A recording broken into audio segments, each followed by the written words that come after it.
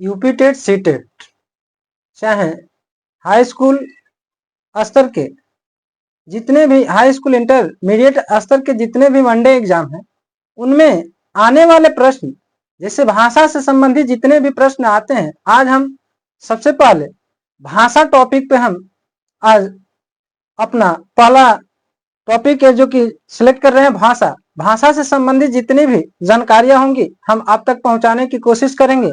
भाषा से संबंधित जितने भी प्रश्न आते हैं वनडे एग्जाम में या सी टेट, यूपी टेट, जितने भी बी टेट, किसी भी टेट में आते हैं भाषा से संबंधित, तो उनसे संबंधित आइए आज हम चर्चा करते हैं उन पे। सबसे पहले भाषा।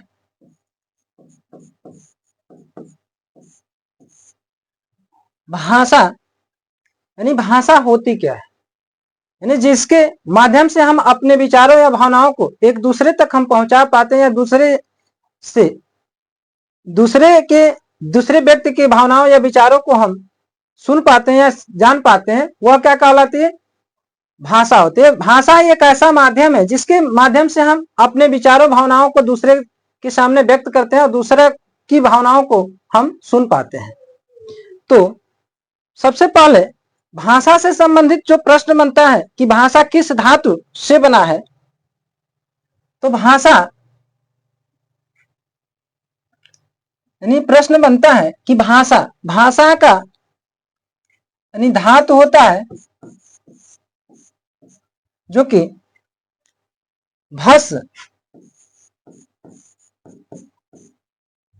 भस धातु से बना है भाषा शब्द। इसका अर्थ होता है व्यक्त करना या कहना या सुनना।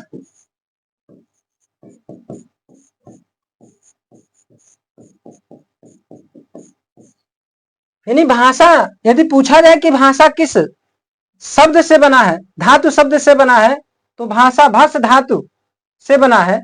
भस धातु में अ लगने से बना है। यानी भाषा का अर्थ होता है, भस का मतलब होता है व्यक्त करना या कहना या सुनना, ये तीनों अर्थ होते हैं। इसी से संबंधित प्रश्न बनेगा कि भाषा का भस का अर्थ होता है, उसमें ऑप्शन देगा व्यक्त करना, पढ़ना, लिखना, सुनना, इस तरह से उसमें कुछ ऑप्शन दे देगा। तो यानी इसकी परिभाषा हमने पहले ही व्यक्त किया है कि अपने भाव व विचारों को व्यक्त करने के माध्यम को ही हम भाषा कहते हैं। जब हम अपनी भावनाओं और विचारों को व्यक्त करते हैं जिसके माध्यम से, वह माध्यम ही भाषा कहलाता है। ठीक है, भाषा। अब आते हैं भाषा के प्रकार।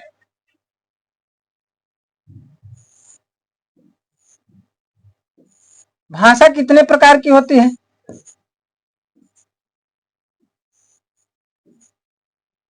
तो भाषा एक होती है मौखिक भाषा,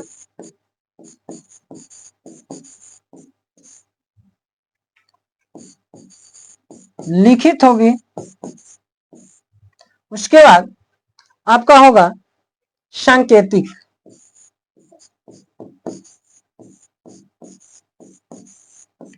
यानी भाषा के प्रकार की बात किया जाए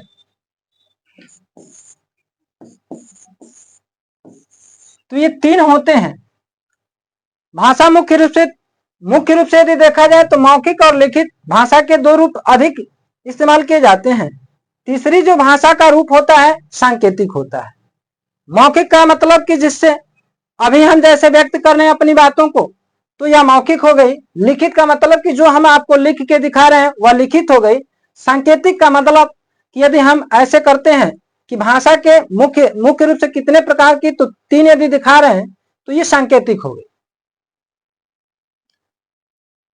तो इस प्रकार से भाषा के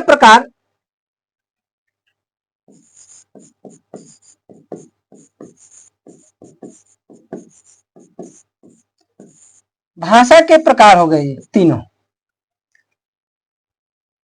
अब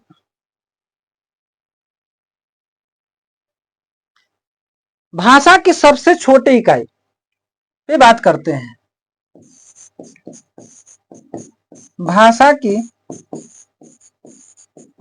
सबसे छोटी इकाई।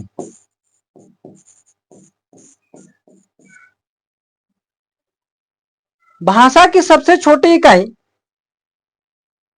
की बात करें तो कहा जाता है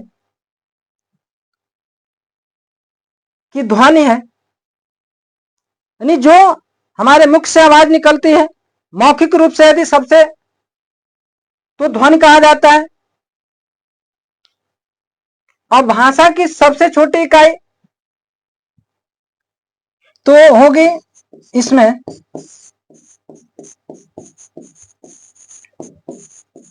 मौखिक रूप से, दूसरा लिखित रूप,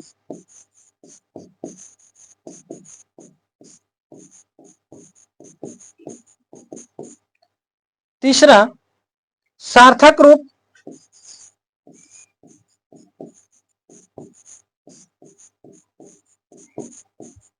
और चौथा होता है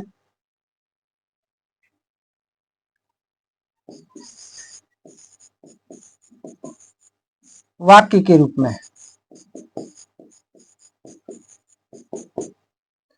तो भाषा की यदि सबसे छोटी इकाई मौखिक रूप से कहा जाए तो होता है ध्वनि, तो इसका जवाब होगा ध्वनि। वहीं कहा जाए कि लिखित रूप से भाषा की सबसे छोटी इकाई तो वर्ण। सार्थक रूप से यदि प्रश्न करता है, पूछ देगा प्रश्न में कि भाषा की सबसे भाषा के सार्थक रूप में सबसे छोटी इकाई क्या होगी, तो यह होता है शब्द। इसमें प्रश्न पूछेगा कि भाषा की मौखिक रूप से इकाई, भाषा की मौखिक रूप से सबसे छोटी इकाई क्या होती है, ये चारों ऑप्शन दिया रहेगा इस तरीके से। और वाक्य के रूप में होता है, यह एक पूर्ण इकाई होती है। तो प्रश्न अधिकतर यहीं से बनते हैं कि भाषा का सार्थक रूप में सबसे छोटी इकाई क्या होती है, या यहां पूछता है कि भाषा की सबसे छोटी इकाई को कहते हैं ध्वनि कहते हैं, वर्ण कहते हैं, शब्द कहते हैं, या पूर्ण वाक्य इकाई कहते हैं। इस तरह से पूछेगा। ये भाषा की सबसे छोटी इकाई हो गई, इसको आप देख पा रहे हैं। सबसे पहले बात करते हैं भाषा। तो भाषा की हमने परिभाषा बताया कि जिसके माध्यम से हमने अपनी बातों को व्यक्त किया वह हो गया, वह माध्यम ही भाषा कहलाता है। भाषा किस धातु शब्द से बना है, तो भस धातु शब्द से बना है। भस का अर्थ होता है व्यक्त करना, कहना या सुनना। भाषा मुख्य रूप से कितने प्रकार की होती है, तो भाषा मुख्य रूप से 3 प्रकार की होगी। मौखिक रूप से, मौखिक भाषा, लिखित भाषा और सांकेतिक भाषा। उसी प्रकार से भाषा की सबसे छोटी इकाई की बात करते हैं, तो भाषा की सबसे छोटी इकाई की बात जहां होती है तो भाषा की मौखिक रूप से सबसे छोटी इकाई होगी जो कि ध्वनि। ध्वनि। भाषा की लिखित रूप में सबसे छोटी इकाई होती है वर्ण। भाषा की सार्थक रूप से यदि सबसे छोटी इकाई पूछा जाता है तो वह होता है शब्द। और वाक्य के रूप में होती है पूर्ण इकाई, यानी पूछा जाए कि भाषा की पूर्ण इकाई क्या होती है तो वाक्य होता है। अब आते हैं ध्वनि, वर्ण, शब्द और वाक्य। सबसे पहले हम वर्ण क्या होता है, वर्ण और वर्णमाला। वर्णमाला का मतलब होता है कि अक्षरों के व्यवस्थित क्रम, अक्षरों के व्यवस्थित क्रम को वर्णमाला कहा जाता है। जिसका जैसे यदि हम कहें कि वर्णमाला क्या है, तो क के बाद हम ज्यों नहीं लिख सकते, ये कोई क्रम नहीं हो सकता। तो क के बाद जो आता है सीक्वेंस के साथ यदि हम लिखते हैं, जो जिसका जगह है उस जगह पे लिखें तो उसको वर्णमाला कहते हैं। व्यवस्थित क्रम को, सही सीक्वेंस को ही हम वर्णमाला कह सकते हैं। अब वर्ण की बात करते हैं। वर्ण को अंग्रेजी में लेटर कहा जाता है।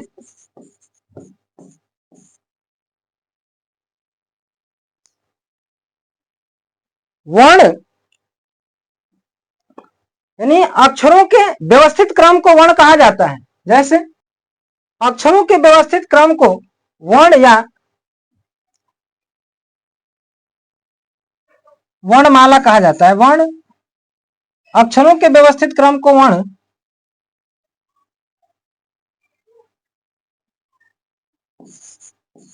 वर्णमाला कहते हैं।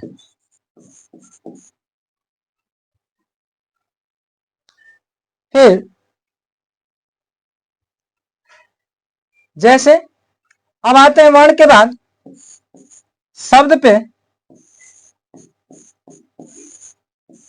शब्द को अंग्रेजी में वर्ड बोला जाता है।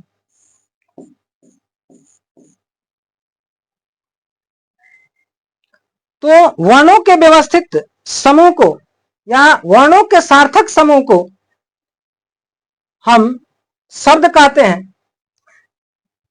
वर्णों के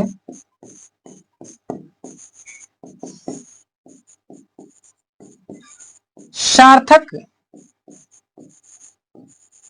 समूह को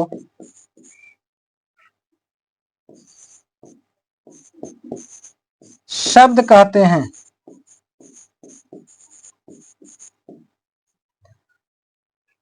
जैसे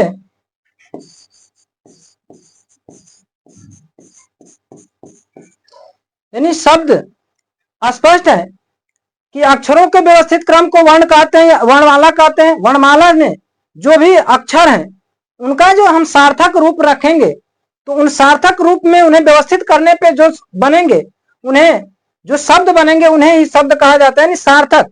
जैसे हम लिखते हैं, एक उदाहरण लेते हैं, शहर, और इसी को हम लिख देते हैं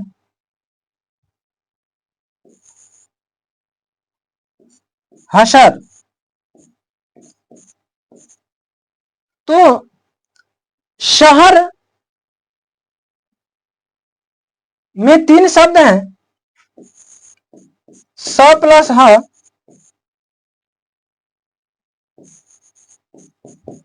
प्लस र।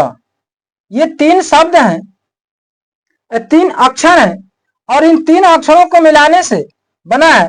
ये भी 3 अक्षरों का मेल है, लेकिन यह सार्थक है। और दूसरा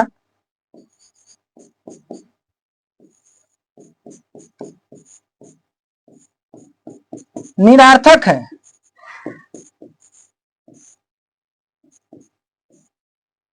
यानी शहर में एक शहर कोई हो सकता है, और हसर का मतलब कोई समझ में नहीं आ रहा है कि क्या होगा। तो यह जो कि अभी जैसे परिभाषा में आप देख रहे हैं कि वर्णों के सार्थक समूह को, वर्णों के व्यवस्थित क्रम या सार्थक समूह को ही शब्द कहते हैं। तो प्रश्न यहां से बनता है कि शब्द कहते हैं, प्रश्न बनेगा ऐसे कि वर्णों के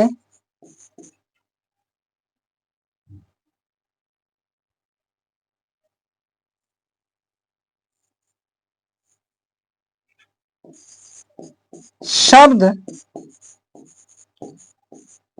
कहते हैं। विकल्प में देगा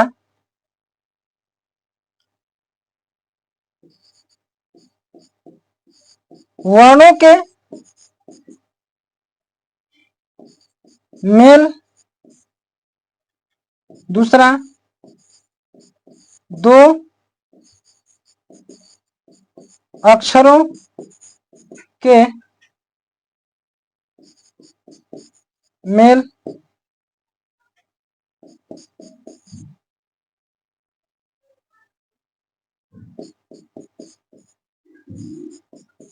निरार्थक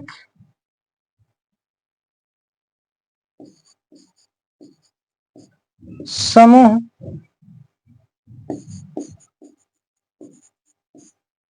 और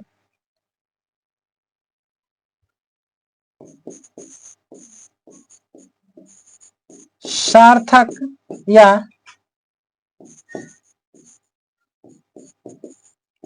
व्यवस्थित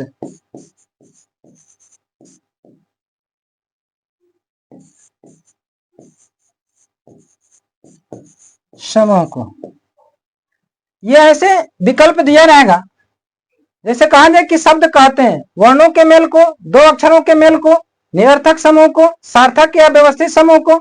तो आपका सही आंसर होगा कि सार्थक या व्यवस्थित समूह के, यानी शब्दों के, वर्णों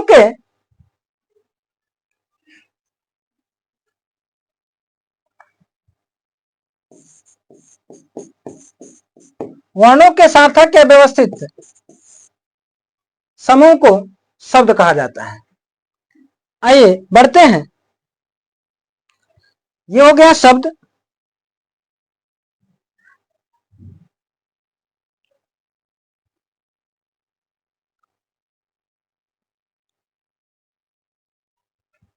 अब आते हैं वर्णमाला। तो अभी हमने देखा कि वर्णों के व्यवस्थित स्वरूप को ही वर्णमाला कहा जाता है। जैसे क से ज्ञ तक सीक्वेंस में लिखे तो वह वर्णमाला होगा।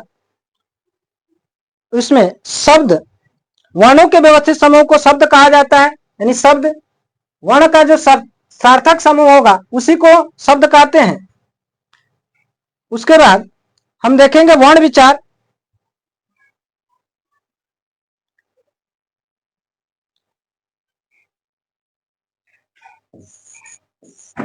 वर्ण विचार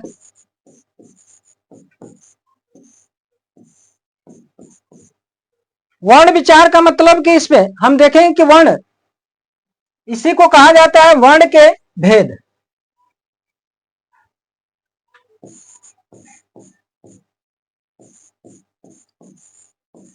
वर्णों के भेद।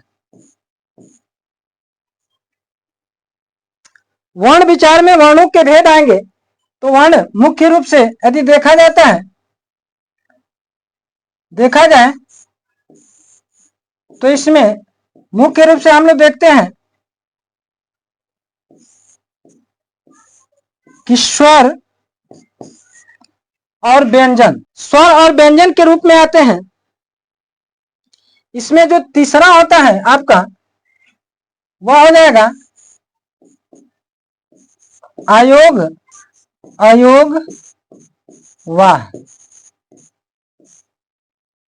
ये तीसरा बन जाता है।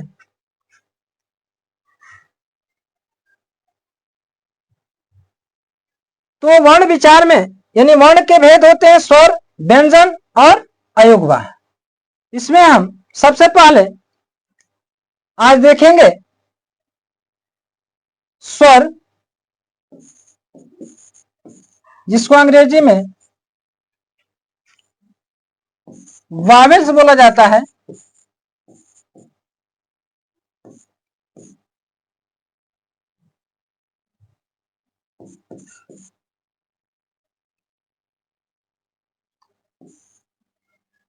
तो स्वर होता क्या है? स्वर मुख्य रूप से यदि देखा जाए तो श्री धातु से बना है और जिसका अर्थ होता है अबाध या अबाध गति। और इसका शाब्दिक अर्थ यदि कहा जाए तो अबाध गति होता है। यानी स्वर की परिभाषा आपने सुना होगा, पढ़ा होगा कि स्वर वे वर्ण होते हैं जो स्वतंत्र रूप से बोले जाते हैं, जिसमें किसी वर्ण की सहायता नहीं ली जाती है। यानी स्वर उन्हीं शब्दों अक्षरों को कहा जाता है कि स्वर वे अक्षर होते हैं जो स्वतंत्र रूप से बोले जाते हैं, जिनमें किसी वर्ण का सहयोग नहीं लेना होता है। तो इसीलिए ये धातु शब्द यानी श्री धातु से बना है, इसका मीनिंग होता है अबाध गति, यानी बिना रुके, स्वतंत्र रूप से। अब स्वरों की संख्या की बात करें तो स्वर, इनकी संख्या की बात किया जाए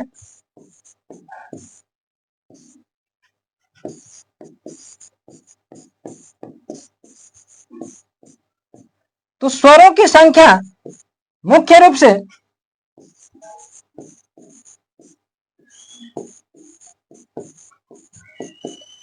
11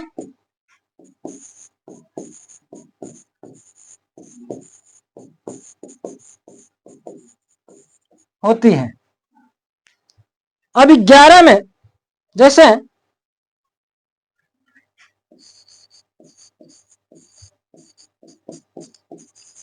आपने पढ़ा होगा, यानी लिखते तो हम लोग संख्या में 13 है, लेकिन मुख्य रूप से इसमें यदि मुख्य रूप से पूछा जाए कि स्वरों की संख्या, प्रश्न देता है कि स्वरों की संख्या होती है, वहां आपको विकल्प देगा 11, 10, 13, ये दोनों प्रकार के विकल्प देगा। जैसे यहाँ देखने में हम लोग 13 स्वरों को लिखे हैं, इसमें से कुछ जैसे अंग और अ को देखा जाए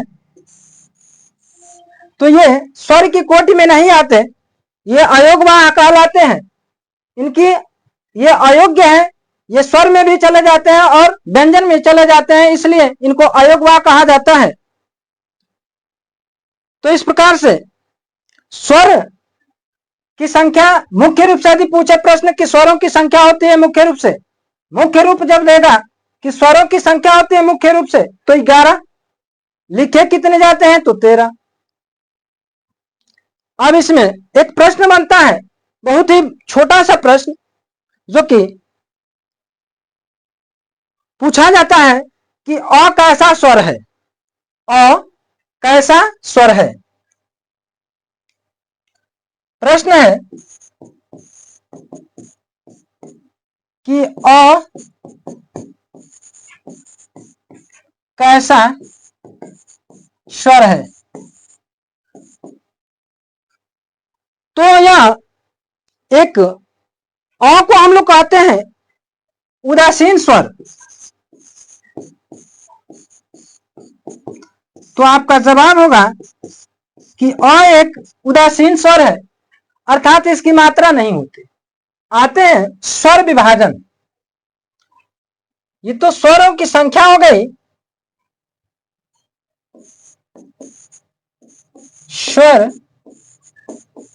विभाजन की तरफ बढ़ते हैं,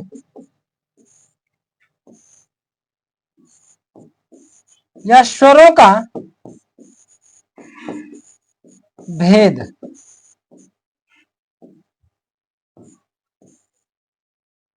स्वर विभाजन या स्वर भेद। स्वर विभाजन देखें तो मुख्य रूप से स्वर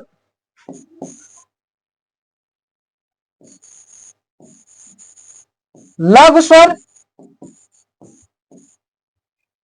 और दूसरा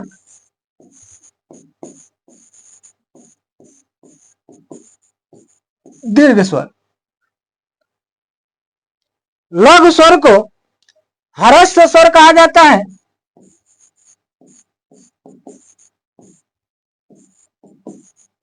लघु स्वर को ही ह्रस्व स्वर के नाम से जाना जाता है।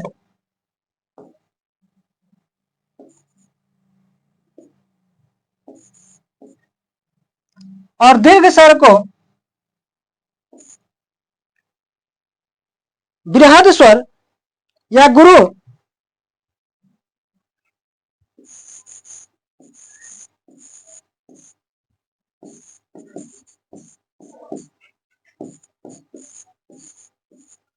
गुरु मात्रा भी कहा जाता है इसे। लघु और गुरु। लघु का मतलब होता है छोटा, गुरु का मतलब होता है बड़ा। जैसे अ लघु स्वर है, आ वहीं दीर्घ स्वर होगा, छोटी ई लघु स्वर होगी, बड़ी ई बृहद स्वर में आएगी या गुरु स्वर होगी। छोटा ऊ लघु में आएगा तो बड़ा ऊ दीर्घ में आएगा। इस प्रकार से अब देखा जाए, यदि पूछा जाए कि लघु स्वरों की संख्या होती है, लघु स्वरों की संख्या होती है, तो लघु स्वर में जैसा कि आप देख पा रहे होंगे कि छोटी ई और छोटा ऊ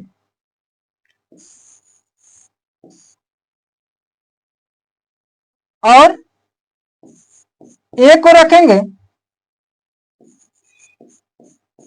ओ, ये होते हैं लघु स्वर। दीर्घ स्वर में बड़ी, बड़ा ओ, ए, आए, ओ, आओ, ये सब आ जाते हैं। ये स्वर विभाजन हो गए। स्वर विभाजन में आप देख रहे हैं दीर्घ स्वर जिनके, लघु स्वर का मतलब है कि वे स्वर जिनमें उच्चारित करने में कम समय लगता है उसे लघु स्वर के अंतर्गत रखते हैं। वृद्ध स्वर जिसमें, यानी दीर्घ स्वर वे स्वर होते हैं जिनमें, जिनके उच्चारण में लघु स्वर की अपेक्षा उसका डबल समय लगता है, उसे दीर्घ स्वर कहा जाता है। और इसी में आएगा आपका एक, इसी में लघु दीर्घ और एक प्लुत स्वर होता है।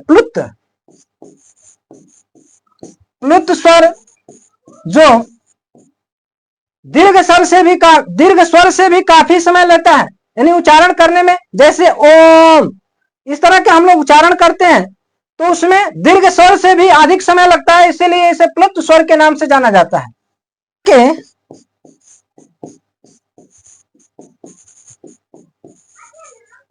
आधार पर स्वरों के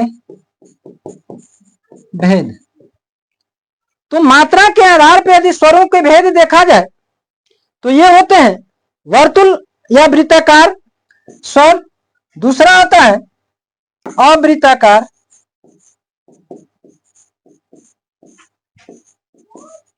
स्वर।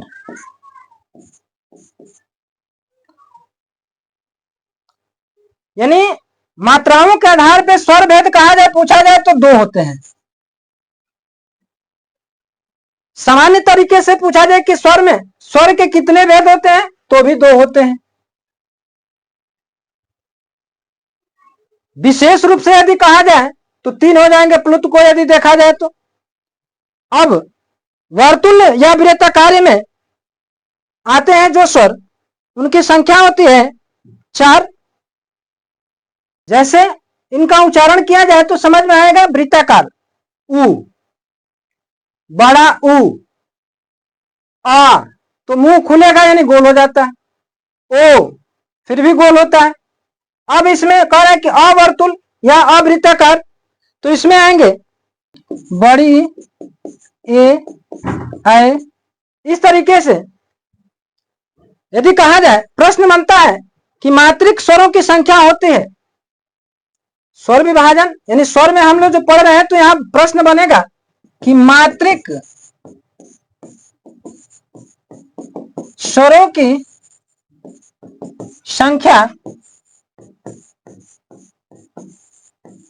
होती है। मोस्ट इंपॉर्टेंट ये, अब मात्रिक स्वरों की संख्या की बात कर रहा है तो इसमें 10 होंगे।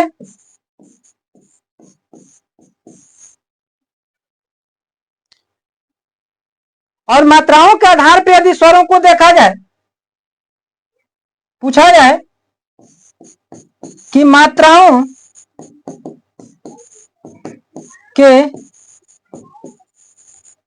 आधार पर स्वर होते हैं, मात्राओं के आधार पर स्वरों के प्रकार होंगे,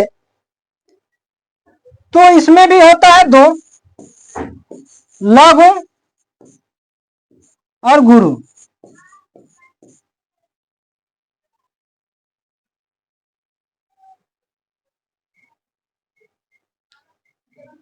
अब इसमें यदि कहा जाए कि मात्रिक स्वरों की संख्या, ऐसे मुख्य रूप से स्वरों की संख्या होती है 11। अब उसमें एक कौन छट रहा है, तो जैसा कि हम ऊपर बता चुके हैं कि अ जो होता है उदासीन वर्ण के नाम से जाना जाता है। अ को यदि प्रश्न पूछेगा कि अमात्रिक स्वर है,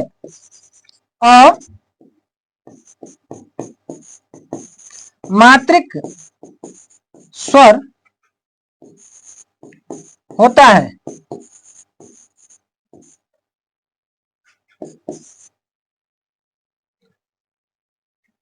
विकल्प में देगा आ, बड़ी ए और अंतिम विकल्प बना दिया। मान लीजिए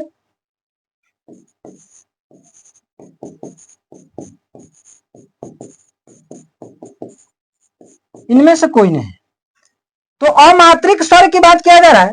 तो अमात्रिक यानी उदासीन शब्द, उदासीन वर्ण के, उदासीन स्वर के नाम से जिसको जाना जाता है वह है अ। तो जहां अ है वही आपका सही होगा।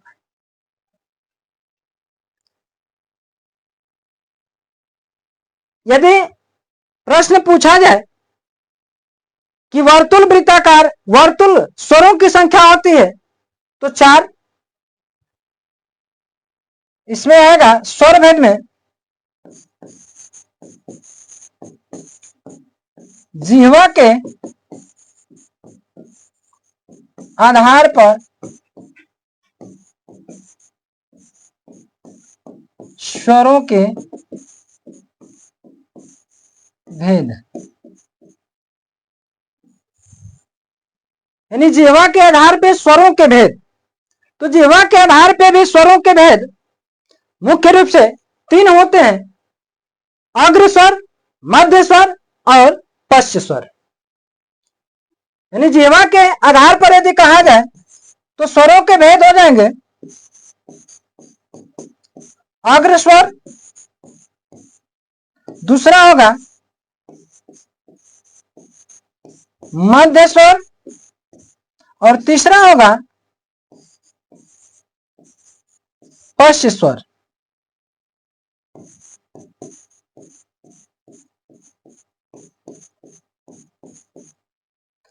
अर्थात जिन स्वरों का उच्चारण हम जीभ के अगले हिस्से से करते हैं उनको अग्र स्वर के अंतर्गत रखते हैं, जिन स्वरों का उच्चारण जीभ के मध्य भाग से होगा उनको मध्य स्वर कहा जाता है, और जिन स्वरों का उच्चारण जीभ के पिछले हिस्से से होगा उनको हम कहेंगे पश्च स्वर। अब इनमें अग्र स्वर कौन कौन होते हैं? तो छोटी ई, बड़ी ई, ए, ऐ, ये 5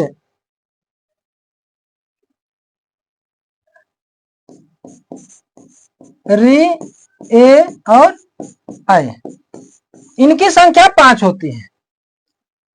जिह्वा के आधार पर यदि कहा जाए कि अग्र स्वर होते हैं, कौन कौन होते हैं? तो ई, बड़ी ई, री, ए और ऐ, इनकी संख्या 5 होती है।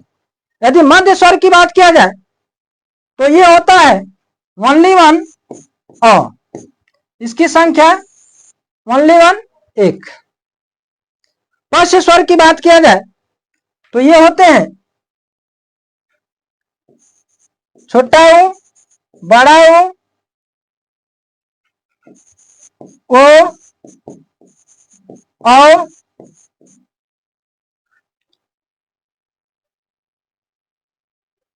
और